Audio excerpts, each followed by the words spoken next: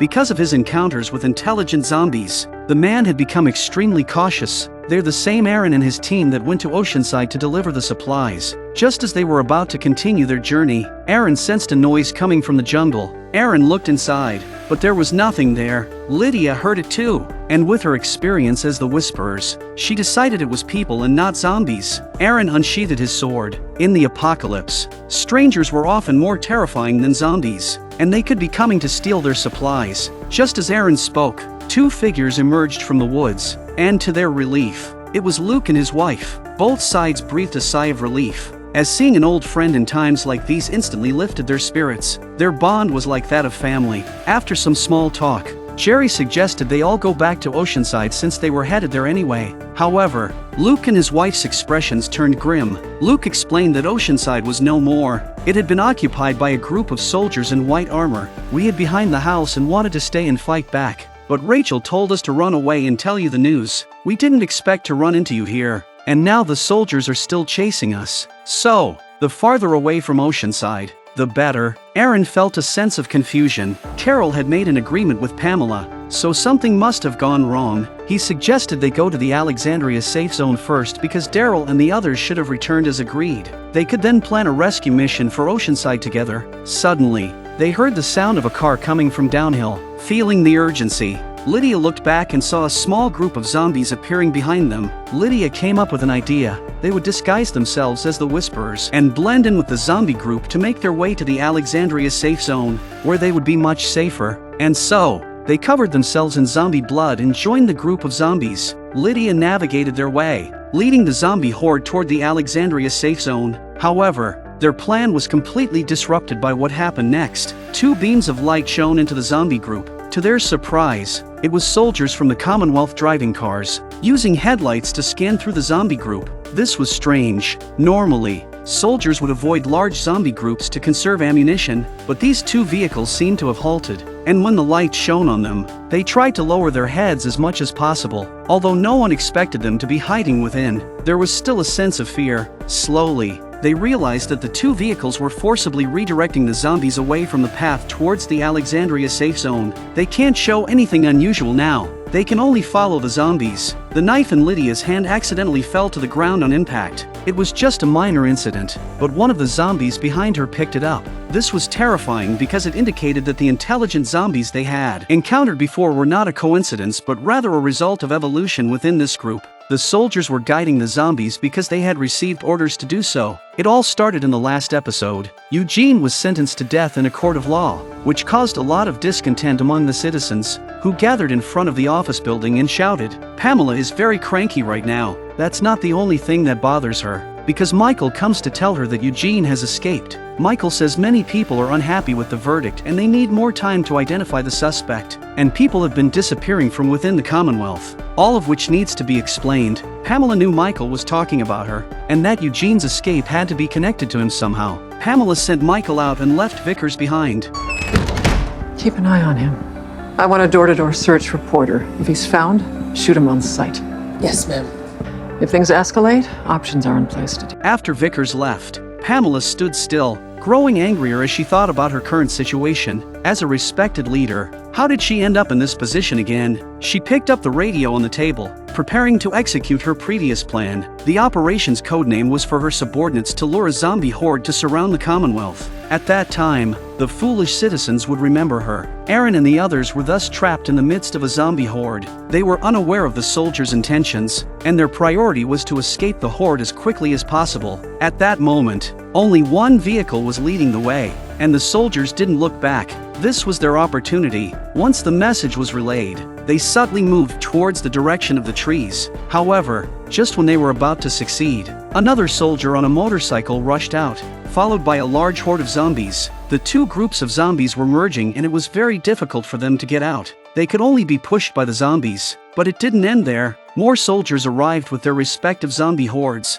forming a massive army of zombies. After completing these actions, the soldiers accelerated their advance because the Commonwealth was just ahead, and they couldn't risk being seen by others. However, with such a huge number of zombies, the proportion of zombies that have developed intelligence has increased greatly. Can the walls of the Commonwealth really be defended? It was clear that Pamela was playing with fire, risking her own destruction. In that moment, Aaron looked into the distance and started contemplating. He came up with a plan to break free from the zombie horde. Not far from them, there was an abandoned RV. If they could reach it while passing by, they could shake off the zombies by climbing aboard. Aaron swiftly opened the door, with the others following closely behind. However, Jules got pushed forward by the zombies, and Luke desperately tried to pull his wife back. Nevertheless, Luke didn't abandon his wife. He continued moving with the zombie horde. As Cole tried to get on the RV, he too got pushed away by the zombies. Lydia rushed out to help her boyfriend, and in the struggle, they made a noise that attracted a nearby zombie. The zombie immediately bit Lydia's arm. They couldn't have been more anxious. The screams attracted the zombies, and Aaron and Jerry pulled Lydia back as soon as they could, then quickly closed the car door. Lydia, still irrational, didn't pay attention to her injured arm and cried, insisting on going outside to save Cole. They tried to persuade Lydia, assuring her that Cole was still alive and that her reckless actions could cause her to lose him. After listening, Lydia finally calmed down and agreed to tend to her wound first. Jerry wasted no time and took out a long knife, preparing to amputate Lydia's arm. It was their only chance to prevent her from turning into a zombie. Meanwhile, Daryl and the others were on a train heading towards the Commonwealth to confront Pamela. Princess instructed Tyler to set up the antenna as she prepared to contact her boyfriend, Michael, for assistance. Entering the Commonwealth smoothly would be challenging without an insider to guide them. Soon, Michael received their radio transmission. After getting a positive response from Michael, Princess felt relieved. Knowing she had chosen a reliable man, Michael also informed her that Eugene had been rescued, easing their worries. Once the workers returned safely, they would become witnesses, making it easier to bring down Pamela. Vickers entered the room and reported that there was a large horde of zombies approaching outside the city walls. Michael had no choice but to gather his subordinates, arm themselves, and prepare to clear out the zombies. The civilians who were initially protesting on the streets were ordered to return home due to the zombie threat. Maxine came to discuss their plan to take down Pamela with her brother, but Michael emphasized the importance of clearing the zombies and protecting the citizens first. And Vickers is watching. However, Michael shared the impending arrival of Daryl and the others with his sister, instructing them to go to the exit at the government building to receive them. Half an hour later, Maggie and the others were at the entrance to the passageway Michael had mentioned. There were several soldiers guarding the entrance, but there was no sign of Michael coming to meet them. They're all getting a little antsy. Sitting on their hands is not an option. Just as they were discussing whether they should eliminate the guards, Judith reminded them to keep their voices down. Two soldiers were slowly approaching, seemingly having heard voices in the area. Maggie and the others held their breath, ready to kill the soldiers if they were discovered. Suddenly the walkie-talkies of the two soldiers rang and Michael's voice came from inside, ordered everyone to go to the wall to support, including the personnel guarding the passage. The soldiers were puzzled. They wondered if they should leave this area unguarded. Maggie and the others instantly grasped the situation. It was clear that Michael had been delayed by something, prompting him to divert the guards in this manner. As the soldiers left, Gabriel broke the lock on the door, and they entered one by one. Meanwhile, on Pamela's side, she contacted Vickers through the walkie-talkie to inquire about Michael's situation. Pamela pondered why Michael suddenly moved the guards from the passage. She suspected that there was something significant happening. At that moment, Maggie and the others navigated through the long corridor without encountering any obstacles. After climbing up a ladder, Tyler took the lead and stepped outside. This happens to be the town hall,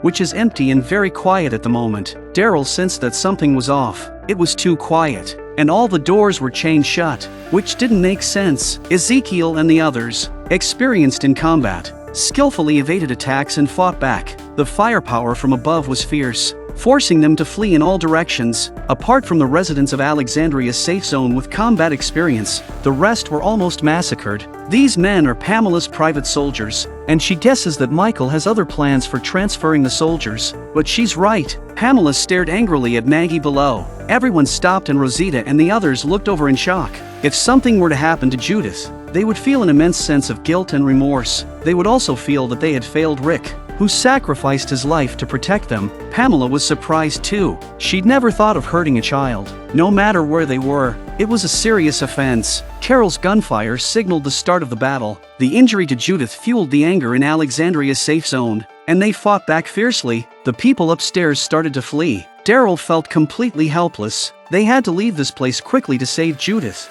Then, Daryl noticed a fire extinguisher behind Ezekiel. Ezekiel knew what to do and threw the extinguisher, taking advantage of the smoke. They began to break the iron chains on the door. Outside the door, there are also soldiers guarding the door. It was at this moment that Eugene quietly made his way there. Earlier, Michael gave Maxine the information that Daryl and the others were coming out of here to meet them. However, they didn't anticipate that Pamela had set up an ambush ahead of time. Meanwhile, outside the Commonwealth, a massive horde of zombies approached the city walls, shocking everyone with their overwhelming numbers. Pamela's actions were truly playing with fire. Michael's face is serious on the wall, but he's not panicking. This isn't the first time this has happened. He directs his men to drive close to the zombies and lure them to the west, the way they've done it before. The soldiers carried out their orders skillfully. As long as they kept a safe distance from the zombies, there was no danger, so the soldiers just drove and didn't even have to look behind them. After all, it was unthinkable for the zombies to climb onto the vehicles.